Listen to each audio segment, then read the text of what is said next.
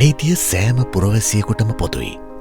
මුල්‍ය අපහසුතා නිසා බොහෝ දෙනෙකුට යුක්තිය ඉටුකර ගැනීම තවමත් අභියෝගයක්.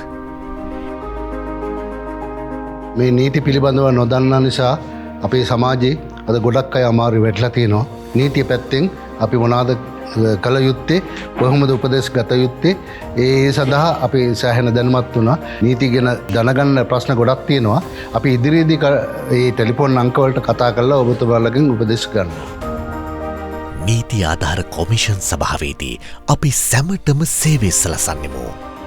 ආබාධ සහිත ප්‍රජාව සහ ඇබ්බැහිවීම් වලින් මිදී සුවය ලබන අය, කාන්තාවන් සහ සමාජයේ කොන්වීමට ලක් වූ ප්‍රජාවන් ඇතුළු මේ සියලු දෙනා වෙත யுக்தியை இட்டுவிய யுதுய். சிவில் வழக்குங்கிறது என்னங்கிறது எனக்கு பூர்ணமாக தெரியா.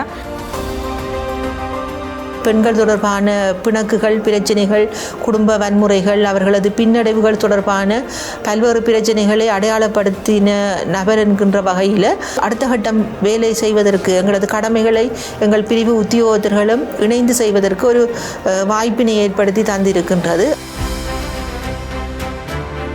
නොමිලේ ලබා දෙන නීති උපදෙස්වල සිට අධිකරණ නියෝජනය දක්වා ශ්‍රී ලංකා නීති ආධාර කොමිෂන් සභාව දිනපතා මිනිස් ජීවිත සැපෑ වෙනසකට ලක් කරනවා. අපි අපේ කුසලතාවයන් අලුත් කරගෙන කාර්යක්ෂමතාවේ තවත් වැඩි කරගත්තෙමු. අපි දැන් වඩාත් වේගවත් වී ඇති අතර උසස් අධිකරණ සේවාවන් බිම්මට්ටමේ ජනතාව වෙත සමීප කරවන්නෙමු. නීතිමය දැනුමක් ලබා දුන්නා. අපි මේ වනට ඔය වගේ නීතිමය තත්ත්වයක් දැනගෙන හිටියේ නෑ. ග්‍රාමීය මට්ටමේ කොහොමද මිනිස්සු දන්නේ නැහැ. ඒතර අද අපිට ලොකු සේවයක් ලබා දුන්නේ. අපගේ ප්‍රාදේශීය කාර්යාලවලට ලැබෙන ලිපි, දුරකථන ඇමතුම් සහ නීති ආධාර වැඩසටහන් ඇතුළු බොහෝ ක්‍රමවලින් අපි උපදෙස් ලබා දෙන්නෙමු.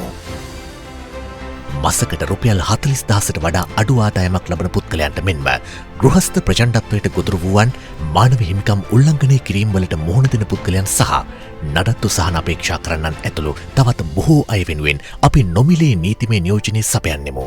නීති උපදෙස් සම්බන්ධයෙන් නම් ඕනෑම අයෙකුට ආදායම් සීමාවකින් තොරව ඒවා ලබාගත හැකි.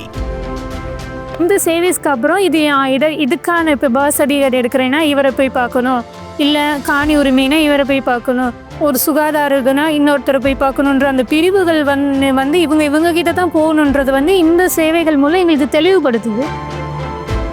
එමෙන්ම අපි යුක්තිය පසඳලීමේ සේවාවන් ප්‍රජාව වෙත සමීප කරවන්නෙමු. නීති සායන, දැනුවත් කිරීමේ වැඩසටහන් සහ වැඩමුළු මගින් අධිකරණ ක්‍රියාවලියකට එළඹීමට පෙර ජනතාවට තම අයිතිවාසිකම් පිළිබඳව නිසි අවබෝධය ලබා දීම මෙහි අරමුණයි. නීති ආධාර කොමිෂන් සභාවේ මාට කැඳවීමක් කරලා තිබුණා. ඇත්තටම මම එතෙන්ට ආවට පස්සේ මේ හරවත් දේශනයකට සවන් දුන්නා. සමහර ගම්වල මිනිස්සු ඉන්නවා මේකට සහභාගී වෙන්න බයයි. උසාවියේ ගේට්ටුව දකිනකොටත් එහෙම මගේ ඇරලා යනවා. එහෙම වෙන්න එපා. මම කියන්නේ මේ දේශනාවලට සවන් දෙන්න. මේ දේශනාවලට සවන් දුන්නට පස්සේ ඔබේ පවුල අනිවාර්යයෙන්ම निराකරණය වීමේ හැකියාවක් තියෙනවා. මුළු දිවයිනම ආවරණය වන පරිදි පිහිටුව ඇති නීති ආධාර මධ්‍යස්ථාන 85කට වැඩි ප්‍රමාණයක් කරහා උපකාර අවශ්‍ය ඕනෑම අයෙකුට ඉතා පහසුවෙන් අපව සම්බන්ධ කරගත හැකි. මෙතෙන්ට සියලුම දෙනා ඇවිල්ලා හිටියා. අපි වගේ අසරණ වෙච්චි ලෝයස්ලා ගැන කතා කරන්නත් මෙතනින් අපිට සහනය ලබා හැමදේම කියලා දුන්නා. ඒක ගැන ගොඩාක් මම අගය කරනවා. මෙම සායනයෙන් ක්‍රියාත්මක වන්නේ යුරෝපා සංගමේ මූල්‍ය දායකත්වයෙන් ජූරි ව්‍යාපෘතිය යටතේ අධිකරණ අමාත්‍යාංශය සමගින් ඒකාබද්ධව එක්සත් ජාතීන්ගේ සංවර්ධන වැඩසටහන සහ යුනිසෙෆ් ශ්‍රී ලංකා මෙය ක්‍රියාත්මක කරනු ලබයි. වගවීම, විනිවිදභාවය, කාර්යක්ෂමතාවය සහ ගුණාත්මක භාවය තුළින් අපි අධිකරණ පද්ධතිය නංවාලන්නෙමු. එමගින් ගැටලුවලට කඩිනම් විසඳුම් ලබා දෙමින් බිම්මට්ටමේ ජනතාව වෙත වඩාත් යහපත් ප්‍රතිඵල ළඟා කර දීම අපගේ අරමුණයි. ගොඩාක් වැදගත් කරුණු නොදන්න දේවල් අපි මේ සම්බන්ධයෙන් දැනගත්තා.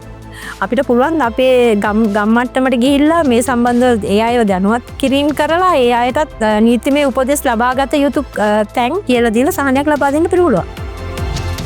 අපගේ මෙහෙවර සරලයි. ඒ සැමට යුක්තිය සාධාරණත්වය ඉටු කිරීමයි.